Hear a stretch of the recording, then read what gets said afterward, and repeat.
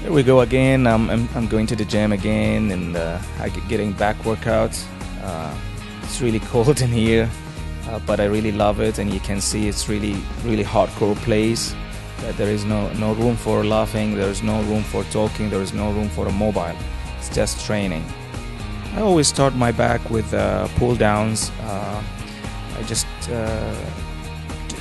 stretch my back and squeeze it as much as I can. I start pretty lightweight. I don't go really heavy in this movement to avoid any swinging back and forth and lose the movement, lose the angle, and it will be just putting stress on my lower back, and we will end up with just swinging and lifting heavy weight for nothing. I'm trying to find the right angle for my back, and if you can see, I don't go backward or forward. I just end up where I start the movement. And if I don't do pull downs, you'll find me doing chin-ups with weights or anything with pull downs, but I don't start with rowing machines or any cables from below. Pin bar row has been really just like the squats with me. It's always hitting my lower back and end up with sore pain in my lower back. But I don't do it so often. Once the T-bar is missing, I just go for the Smith machine, the pin bar row. I try to keep the angle a bit higher, and I don't swing just to avoid the pain that comes in my lower back. It's actually it's really good workout. It's not a problem with the workout. It's not a problem with performing the workout. It's just me genetically. We are in the family. We have a very weak lower back, and it gets so sore and inflamed at any movement when I'm bending or if I'm pressing and necessary. And but it doesn't mean I will find a reason to quit or to stop the training. I'll keep doing it, and I'm not gonna give an excuse. But a lot of people keep asking me about my diet and what I do in my off season and on season. The funny thing is, I will have to sometimes create stories or tell them something is not what I'm doing just to make them believe, because I don't change much, and I'm eating normal.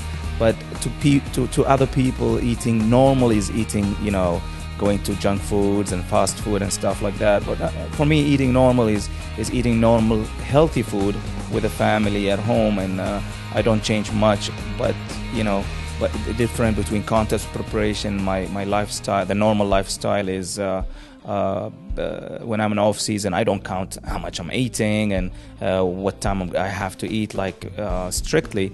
But when it comes to contest preparation, I have to count each meal, and it should be precisely counted. And the timing is very important when the contest preparation, to avoid the catabolic and to avoid losing the muscles and stuff like that. But the off season, I just eat clean, and I just focusing a lot on red meats and fish, chicken, eggs. That's my protein source, and with the shakes, of course. The carbs is mainly brown rice, oats, potatoes, and I don't just eat, because I'm not a fan of carbs a lot. But if there is any carb in my meals, will be one of these that I mentioned. There's one thing that bad in my habit, that I drink a lot of Coke, Pepsis, soft drinks, even in a competition preparation. I'm too addicted to these soft drinks, but thanks God, I'm blessed with a high metabolism that avoid me from getting problems with drinking some. Some people see me in the gym having some soft drinks or diet drinks, like Diet Cola, Diet Pepsi, or whatever. But they say, Sammy's not drinking the real drink. It's something else in it.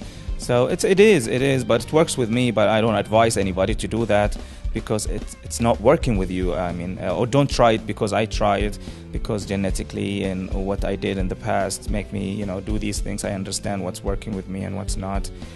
For the contest preparation, just like 2 weeks or 3 weeks, for sure I'll be strictly on high protein, low carb. I hit the treadmills, just not so often. I remember always that I am amateur, and I have to play in a category. I'm not a professional anymore.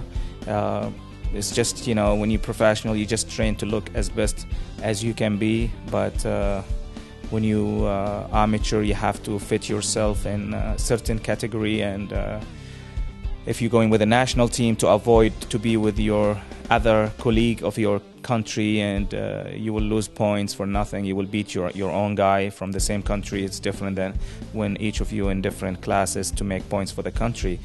This one a little bit annoying sometimes for us as amateur, because it limits your growing, it limits your plan. Because if you want to go to the next level is going next class, and next class there is another guy from your country. So you have to stay the way you are, not changing. And but sometimes if I add more size, like what I did at the Arnold Classic, I end up like going in a heavyweight, below 100 kilos. At the World Championship I was below 90 kilos. But I'm not going to lose my muscles every time. Then there is no point of doing off season and building quality muscle.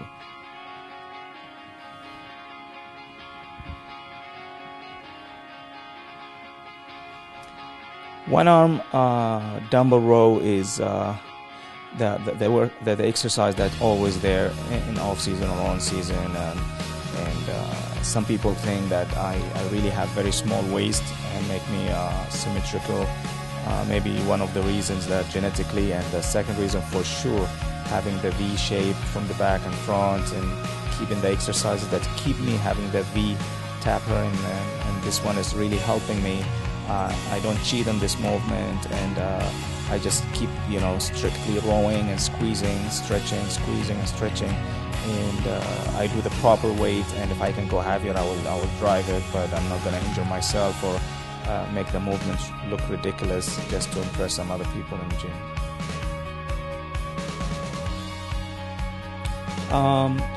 Doing this workout is really helping me to strengthen my lower back, and just to avoid the stress that I get and soreness in my lower back after the back workout.